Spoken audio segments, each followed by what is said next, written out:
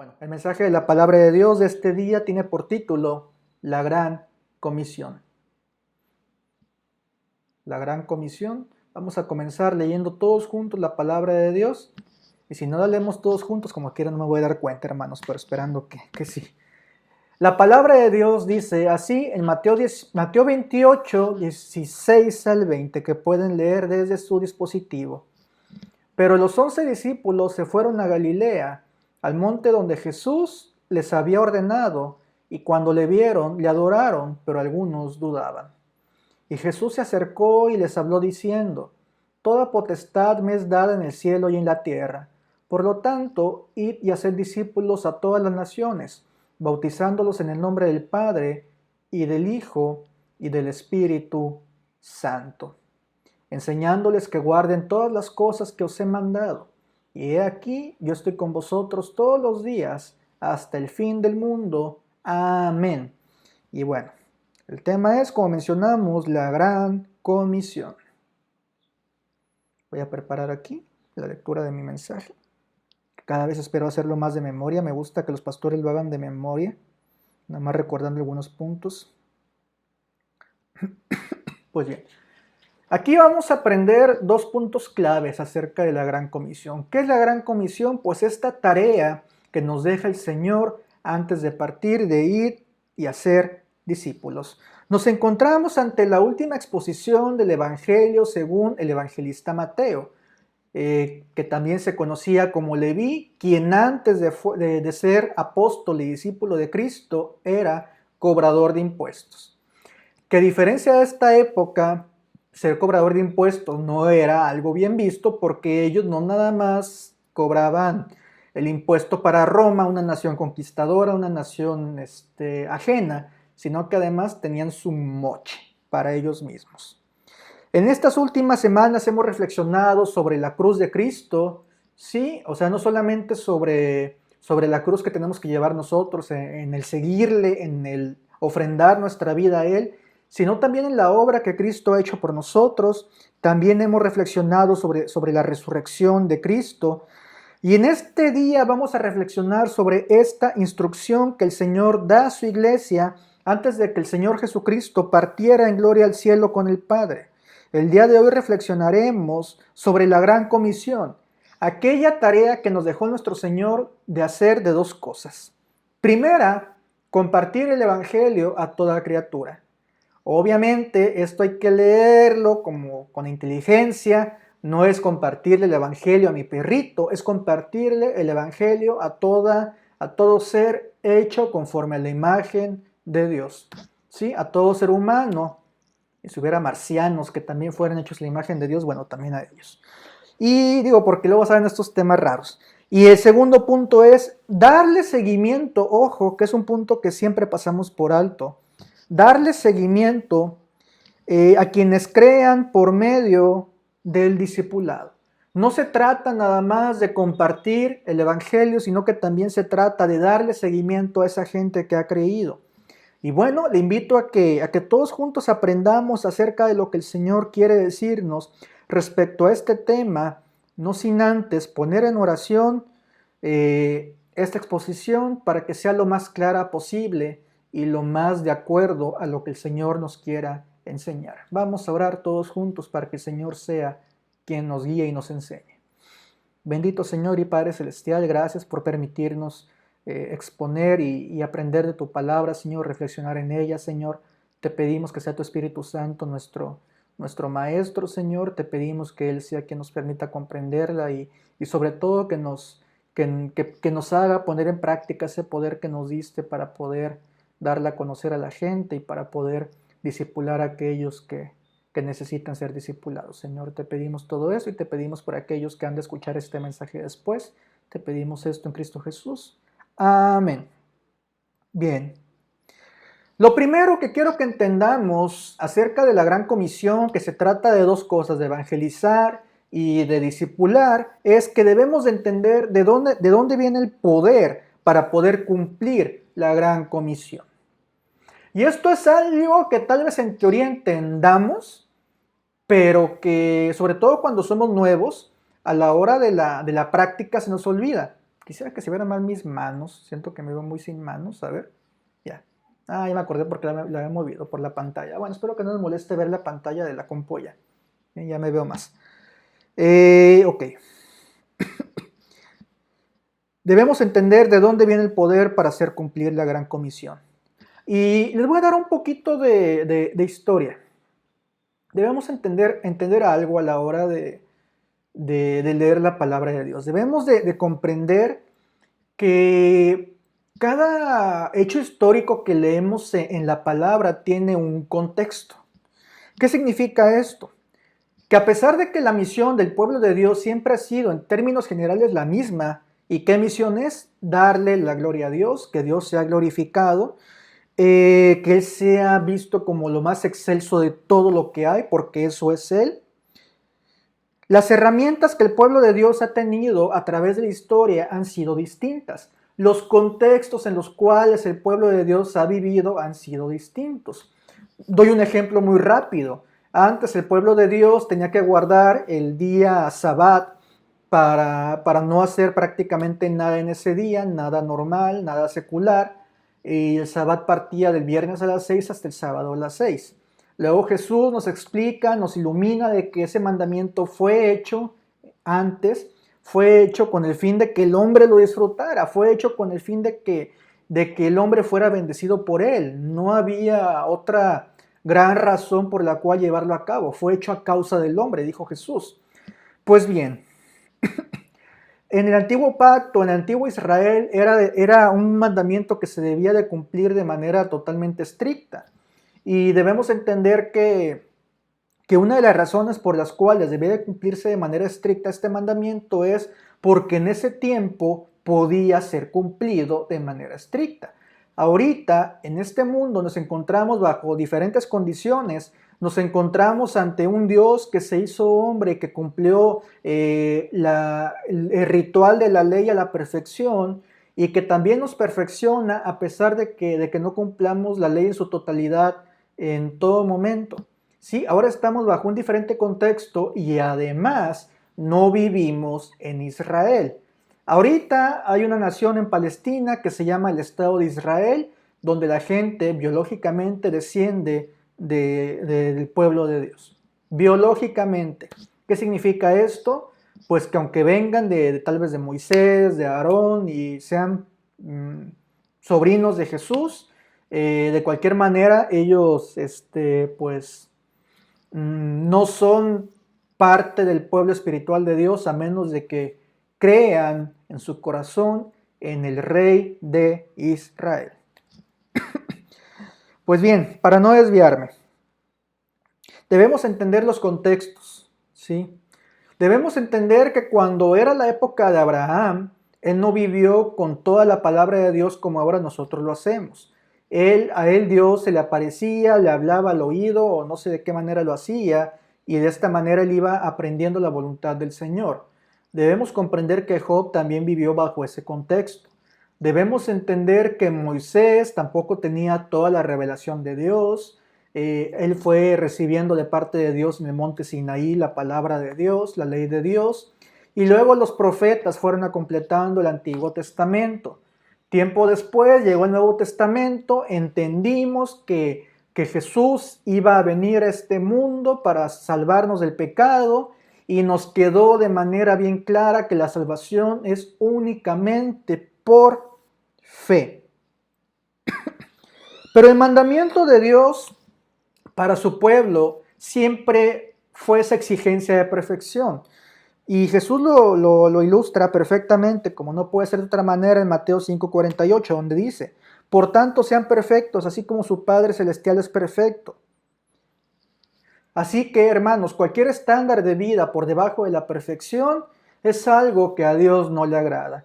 Entonces, ¿qué pasaba? Bueno, que sencillamente lo único que podían hacer, si acaso fueron creyentes, que yo creo que sí, Adán, Eva, se me van muchos, Elías fue después. Bueno, hubo uno que vivió muchísimo tiempo en el Antiguo Testamento, después de Adán y Eva.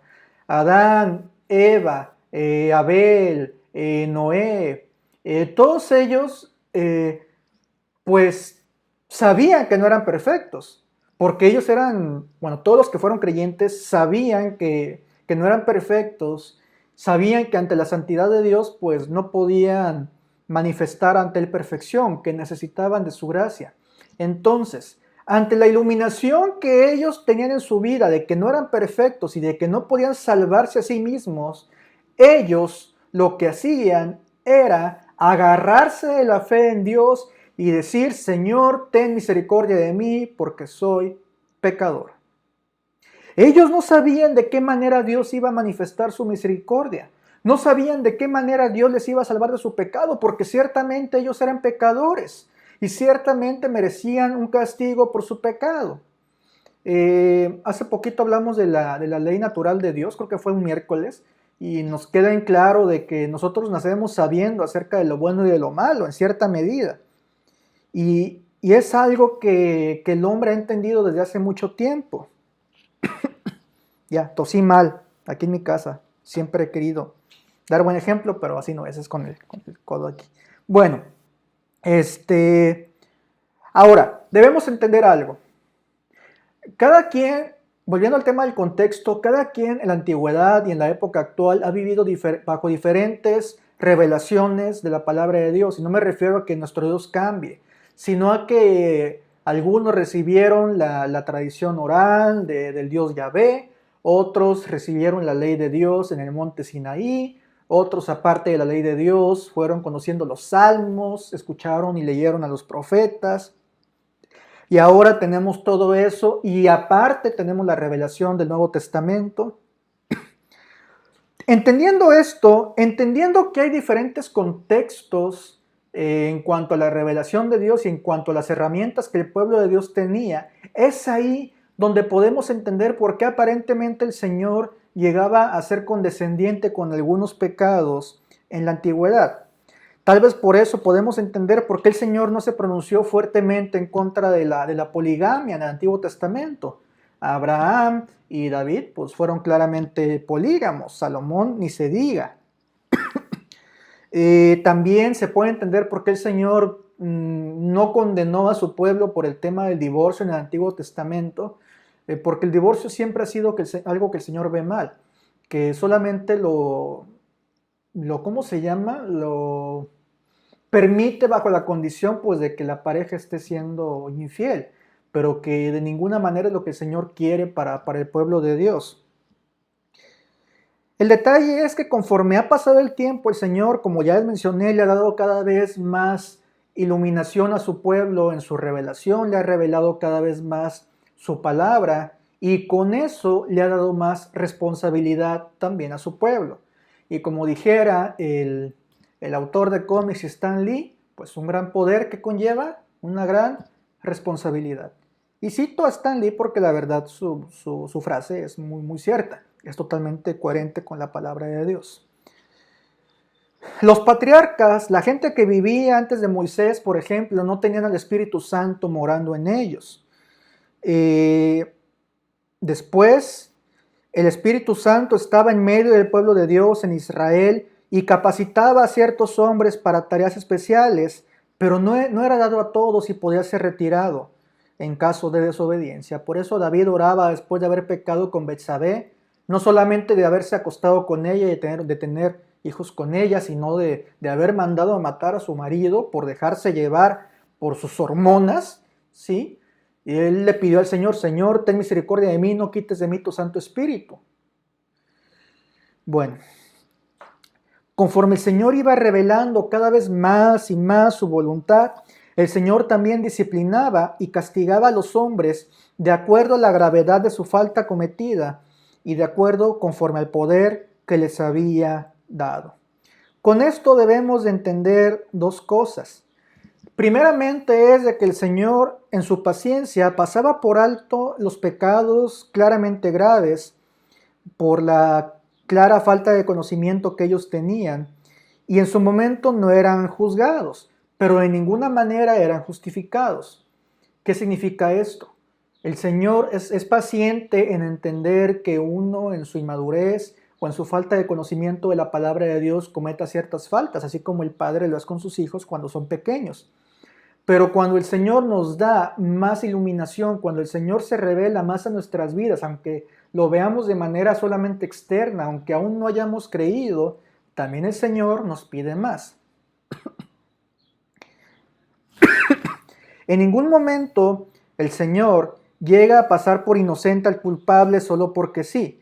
De hecho, con la revelación dada a Moisés, nos deja muy en claro que el pasar por inocente al culpable es algo que va totalmente en contra de la naturaleza de Dios. Éxodo 34, 6 al 8 dice así: y pasando Jehová por delante de él proclamó: Jehová, Jehová fuerte, misericordioso y piadoso, tardo para la ira y grande en misericordia y verdad, que guarda misericordia a millares, que perdona la iniquidad, la rebelión y el pecado, y que de ningún modo tendrá por inocente al malvado, que visita la iniquidad de los padres sobre los hijos y sobre los hijos de los hijos, hasta la tercera y cuarta generación.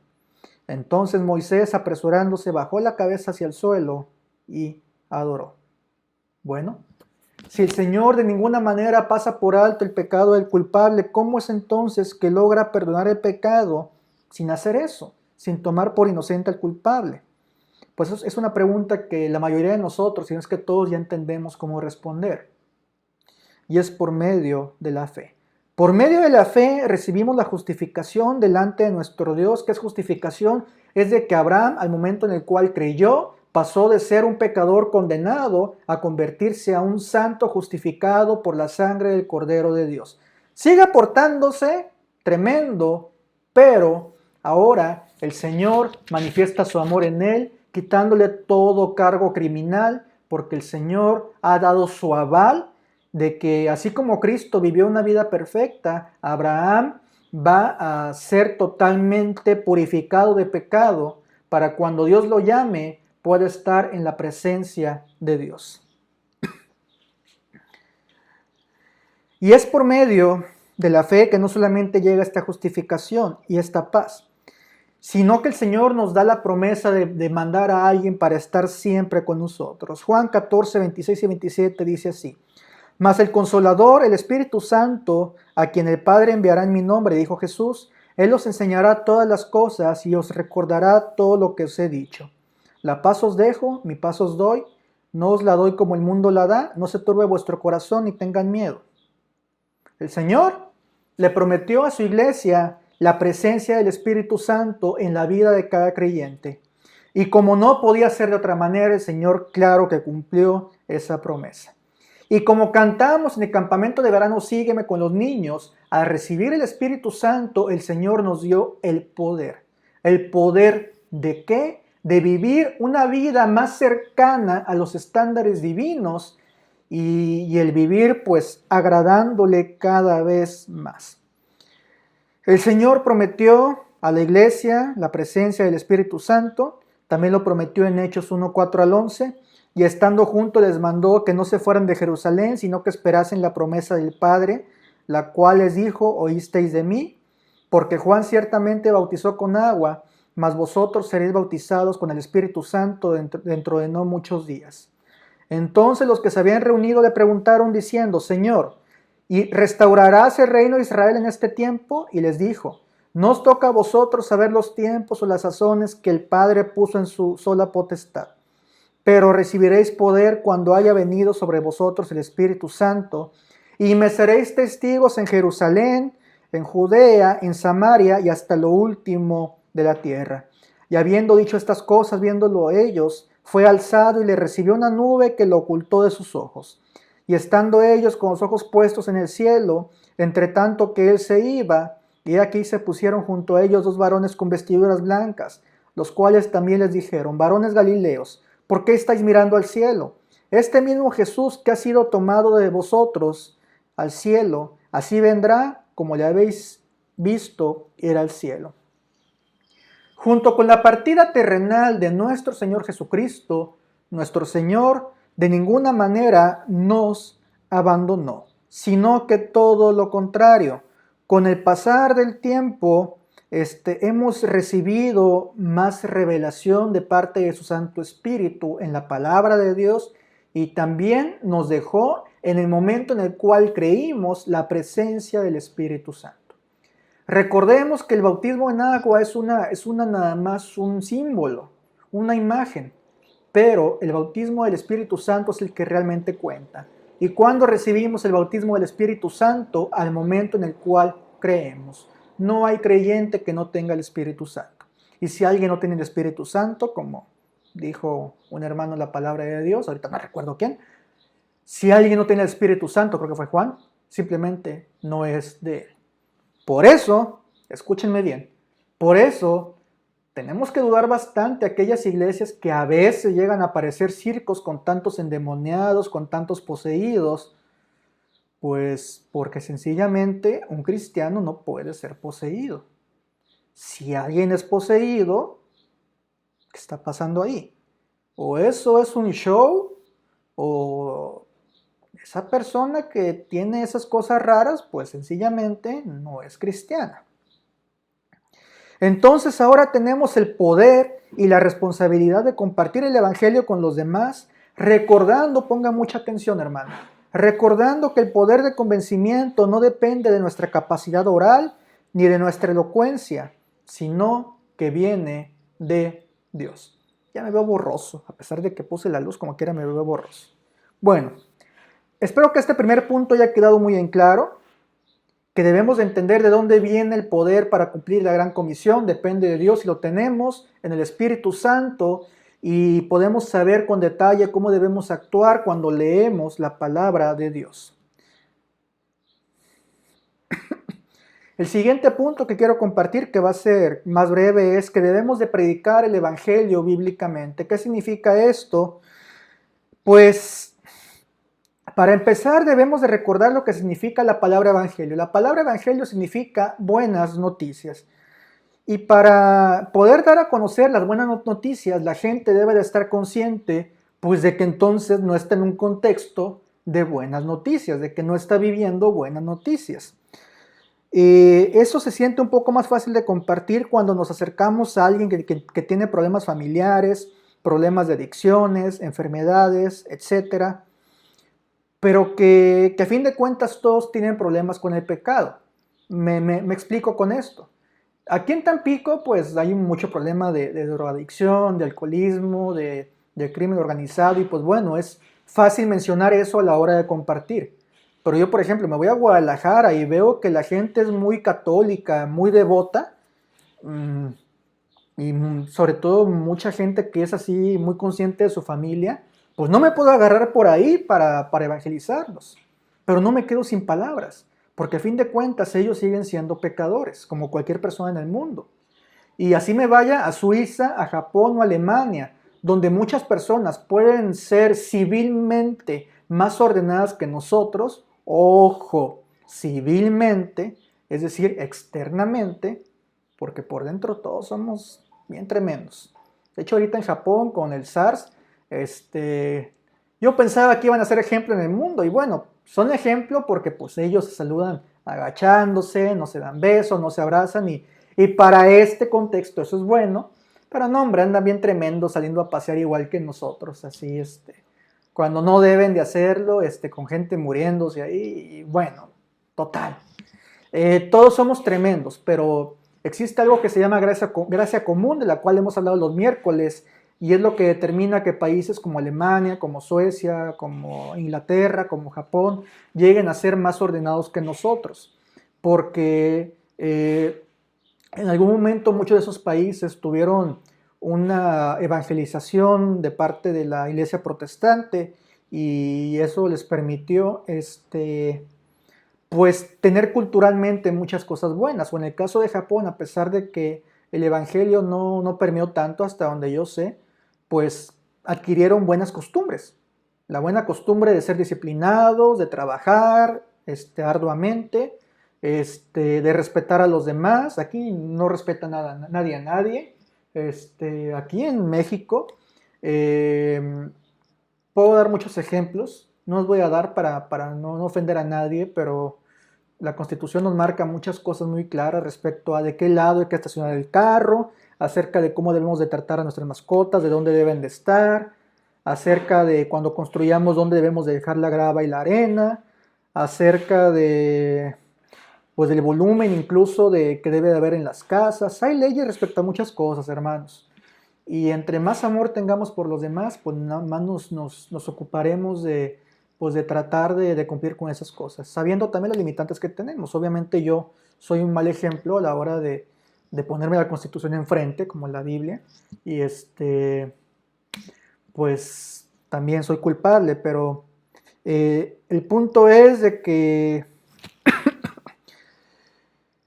que pues somos pecadores, de que todos le fallamos al Señor y de que aunque civilmente tal vez haya gente más obediente a otra, todos por dentro tenemos pecado y todos tenemos que arrepentirnos de ese pecado.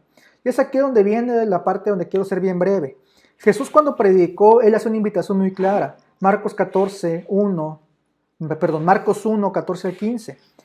Jesús dice: el tiempo se ha cumplido y el reino de Dios se ha acercado. Arrepentíos y creed en el Evangelio. Nuestro Señor no recurría a lo que recurrimos nosotros. Él no dijo, acéptame en tu corazón. Él no dijo, acéptame y ya. Él dijo, bueno, arrepiéntete y cree en mí. Cree en el Evangelio. Cree en las buenas noticias de parte de Dios. A nosotros nos resulta incómodo compartir como parte del Evangelio, pues las malas noticias, el contexto de que son pecadores. Nos es incómodo, no nos gusta decir eres pecador. Hay maneras, con gracia, de decir esto. Por ejemplo, en los jóvenes en Madero lo que hacíamos era hacer una entrevista. Entrevistamos a una persona conforme a los 10 mandamientos para que solitas respondieran qué tanto los cumplían. Y el 99.9% de las personas aceptaban la entrevista y reconocían que eran pecadoras. Así que si quieren aprender de este método de evangelismo, podemos hacerlo más adelante. Pero nosotros acostumbramos preferir decir, acepta a Cristo en tu corazón y serás salvo. Y esto no es incorrecto, es una manera poética de decir que tenemos que aceptar al Señor. Pero, pues, tampoco estamos dando la cura exacta de cómo pueden ser salvos. Es como si yo fuera un oncólogo, aquellos que tratan el cáncer, y vemos que alguien tiene leucemia, de acuerdo a los análisis, y decimos, ¿sabe qué? Usted debería aceptar venir de vez en cuando aquí a tratamientos. Y la persona se quedaría de que, bueno, tratamientos, pues sí, vengo. Y ya se va. Y pues mandamos a la persona casi a que se muriera, porque no le fuimos claro en que tiene leucemia, en que tiene células cancerígenas en la sangre hasta donde sé, y pues que se va a morir. En cambio, lo que el oncólogo debe de decir es, mire, usted tiene leucemia, usted necesita seguir un tratamiento de quimioterapias y de tales medicinas. Si usted sigue el tratamiento al pie de la letra, de acuerdo a su caso, usted seguramente va a sobrevivir. Pero si usted no quiere hacer caso, no quedará más remedio, pues más que el morir. Suena horrendo, ¿verdad? Pero ¿cuál de los dos tipos de pláticas son los que pueden salvar al paciente con cáncer? Sabemos cuál. Y así el evangelismo es inútil, o no es inútil, pero pierde fuerza si lo único que queremos es tratar de caerle bien a los demás y no ser muy rudos con ellos.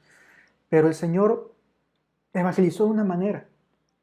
Y si Jesús es perfecto y nosotros no, ¿por qué vamos a tratar de imitar a personas imperfectas y no mejor imitamos a aquel que fue totalmente perfecto? ¿Al Señor lo siguieron multitudes por siempre? Claro que no. Algunos lo siguieron por un tiempo, por conveniencia. Algunos lo siguieron porque les daba pescados, comida gratis, así como en las iglesias les damos despensas, bicicletas y cosas. Y quienes no creen, se acaba eso y se van. Y quienes sí creen, haya eso o no haya eso, se quedan. ¿Por qué? Porque el Señor ya hizo una obra en su corazón. Y bueno, ya vamos a acelerarle porque no quiero que eso esté muy largo.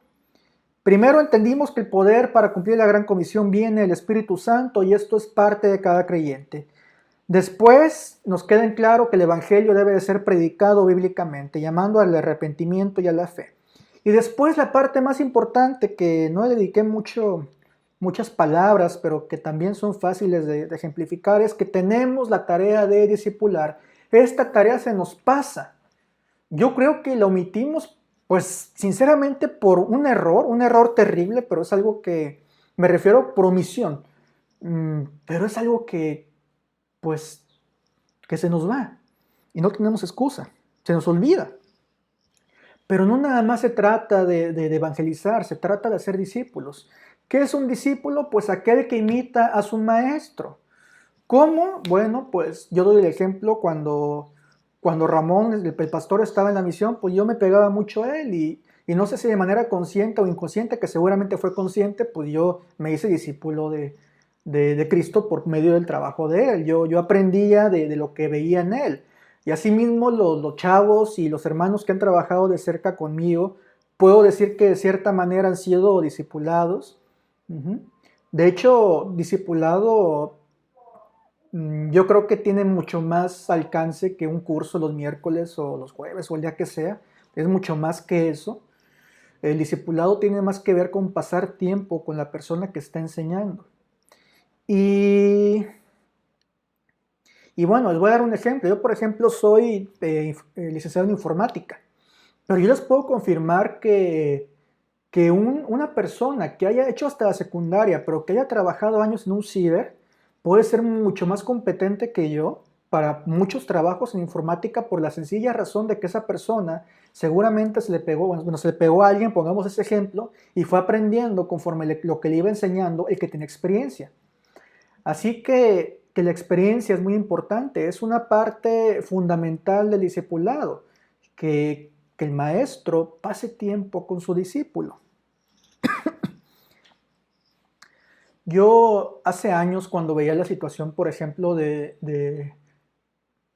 bueno, no voy a ir el nombre nada más por no decirlo, pero de una familiar de algunos hermanos de la misión, cuando veía la situación y necesidad que ella tenía, yo tenía ganas de sacarla a pasear, de que fuéramos a comer, de invitarla, pero hay un problema, y esto hay que tener bien claro, yo soy hombre.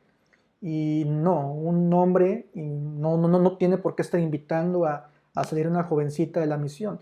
Yo obviamente ese deseo que tenía era con el fin de discipularla, de que viera cómo es la vida cristiana. Y yo ahorita tengo el mismo deseo, por ejemplo, con Karen y Pau. Quiero que ellas vean lo que es la vida cristiana. Afortunadamente en el caso de ellas y en el caso también de la otra jovencita, pues tienen familiares que yo creo que les han mostrado cosas muy buenas. Eh, Desafortunadamente, ya ahorita no viven con esos familiares, Karen y Pau, y pues ocupan tener a alguien cerca que les disipule, que les sea ejemplo.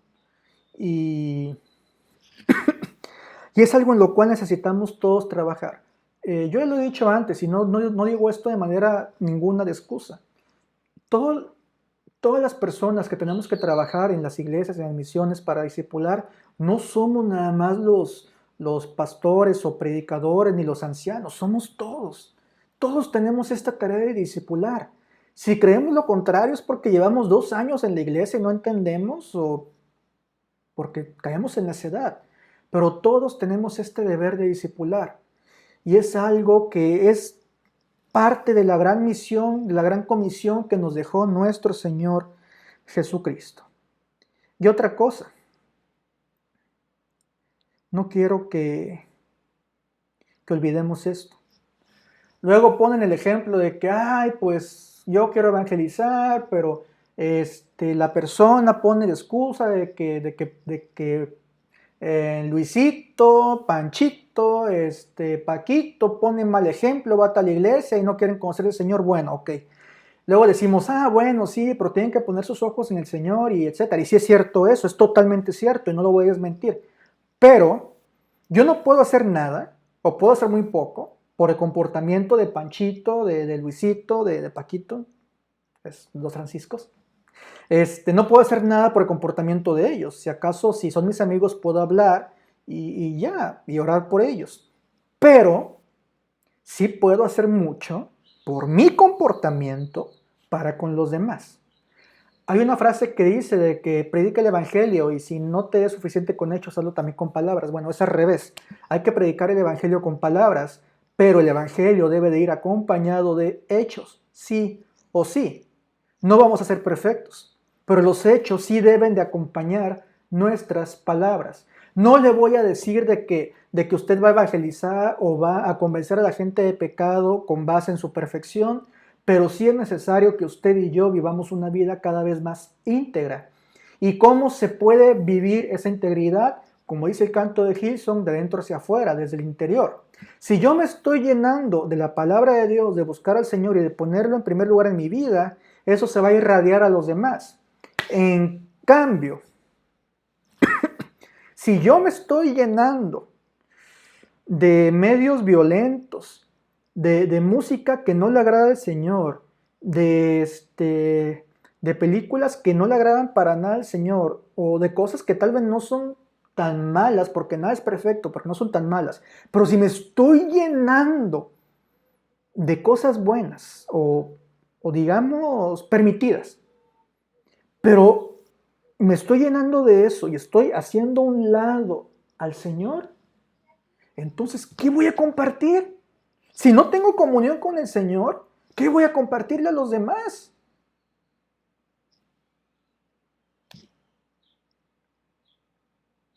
Yo cada vez me voy a ir haciendo más como no sé, como un cantante o como el protagonista de una novela, de una serie, de una película. eh, y, pero el Señor me llama a hacerme más como Cristo. Y si nada más estoy viendo y escuchando cosas que no vienen de Cristo, si de eso me lleno, pues es lo que voy a exportar, es lo que voy a compartir a los demás. Necesitamos, hermanos, que el Señor sea el número uno, el centro, el todo de nuestra vida.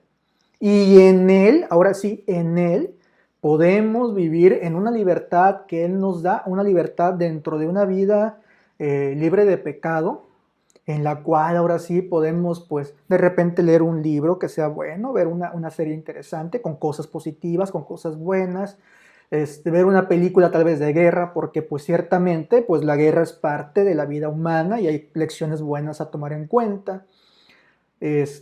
Podemos pasar un tiempo en una red social, sí, se vale todo eso, se vale, no tiene nada de malo, pero si nos llenamos de todo lo permitido o de lo malo, en vez de llenarnos del Espíritu Santo de Dios, esto pues no nos va a ayudar para nada a cumplir la gran misión que tenemos para nuestro Señor. Ya para concluir, porque yo quiero que este mensaje dure media hora en promedio. Esta es nuestra gran comisión.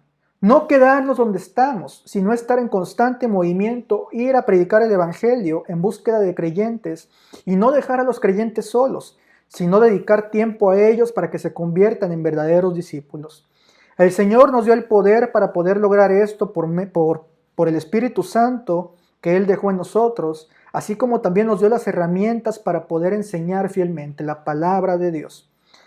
Y como con cada tema, le hago a usted la invitación, hermano, a que para poder lograr todo esto, pues se agarre el Señor, vaya al Señor, que lo voltee a ver, que vea cómo nuestro Señor dedicó tiempo amando a sus discípulos, dedicó tiempo explicando las cosas a sus discípulos, no anduvo apresurado, sino que Él les dedicaba amor y se dedicó también a ser ejemplo para ellos. Y cuando usted sienta que le falta motivación para hacer cumplir lo que Dios le pide, por favor, hermano, yo le suplico, le ruego que voltee a ver a la cruz para que vea a aquel que no escatimó su propia vida por amor a usted y por amor a su nombre.